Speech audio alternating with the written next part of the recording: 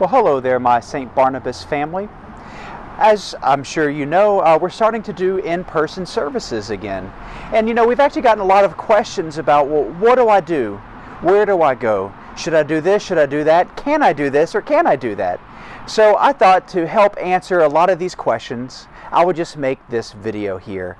And of course, then, you can comment and ask all the questions you might have. So let us just begin our little walkthrough.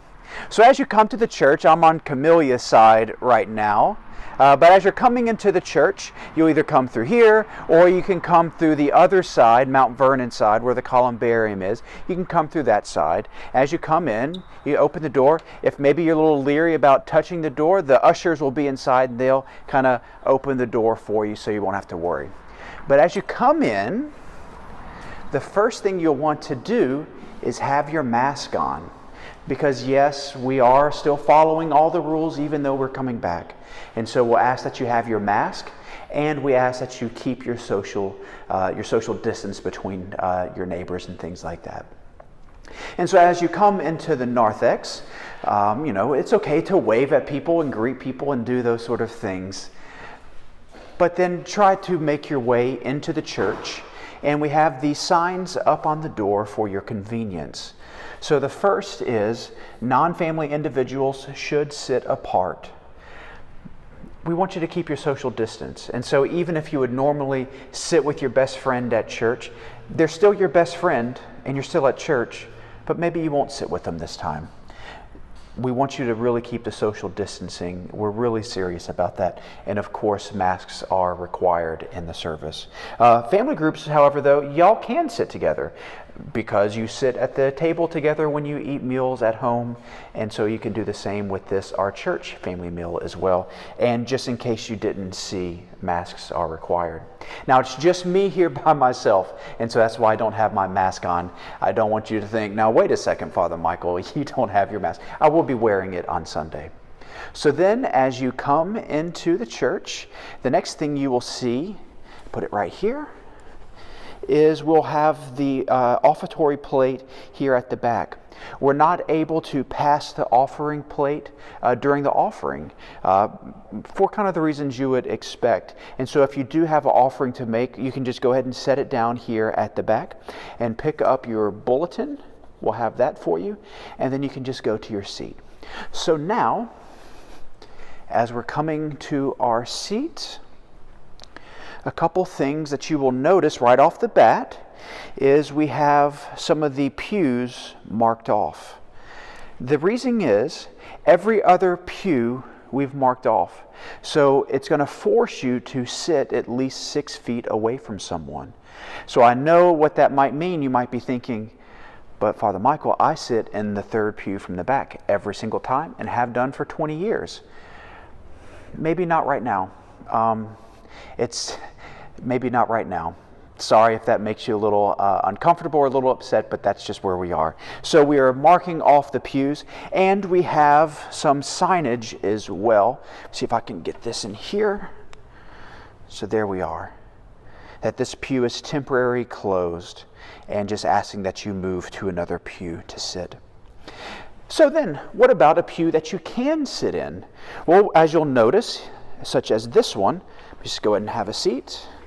The sign says, to observe social distancing, please sit between this sign and the other sign in the pew down there. So if I'm sitting here, I'm actually sitting in the wrong spot. So I need to sit in just a little bit.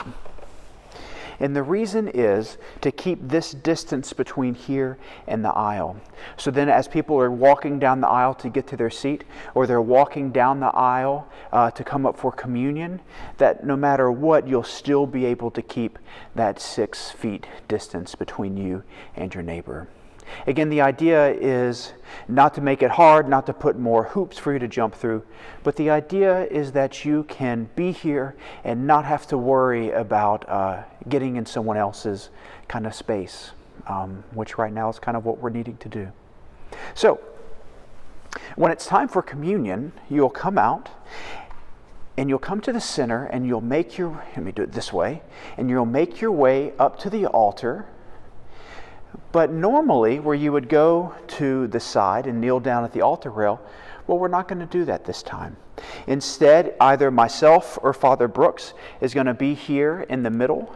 And as you come forward, we'll give you the hosts in your hand, and you'll receive it, and then you'll return back to your seat.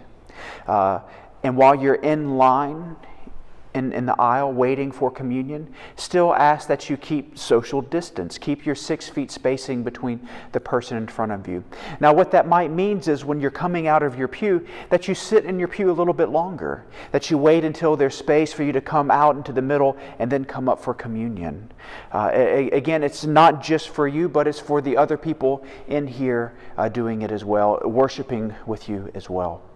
Some other notes about our service right now is that we're not going to be doing any communal singing. I know that for some of us that's really hard and really difficult, and it's just kind of where we are right now. And so on one hand, I'm sorry, but then also that's just, I miss singing too, but we just won't be doing that yet.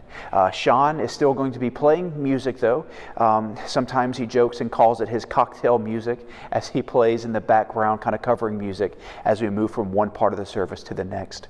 But also, we're bringing in some of our parishioners who play instruments. Last week, Lauren Baker played violin for us, and what a treat it was. This coming Sunday, Paul Morton is going to be playing his trumpet for the service. And so we're bringing in some of these other musicians as well, just to kind of help add to the service so that it's that much more special.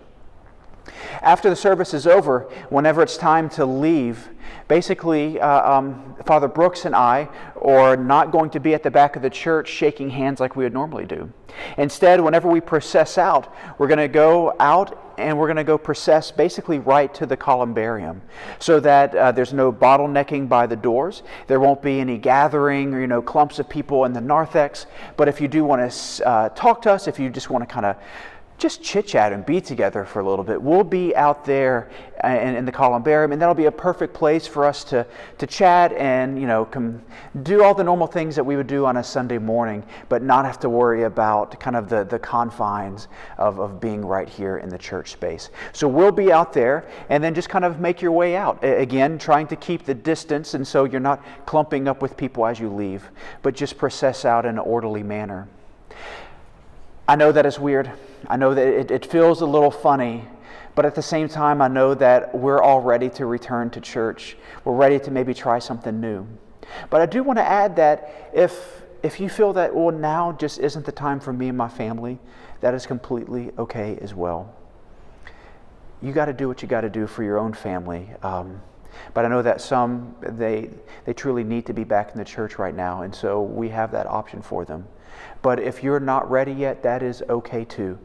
Our number one goal is so that you feel safe and that you feel as though you're not putting yourself or your family in harm's way, or even other people of our congregation in harm's way. And if you need time, take your time. We will be here, being the church, doing what we always do, loving people, accepting people, welcoming people, and we'll be here ready for you whenever you come back. But until then, I love you. I miss you. And I hope that you're out there doing the work of the church, the stuff that you always do. Okay, peace, my friends, and I will see y'all soon. Bye.